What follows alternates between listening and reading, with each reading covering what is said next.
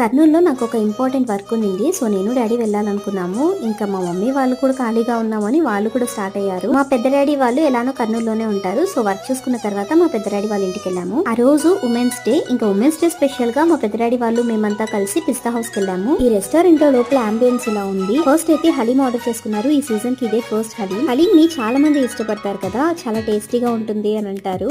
ఈ సీజన్ కోసం చాలా మంది ఎదురు చూస్తారు కూడా.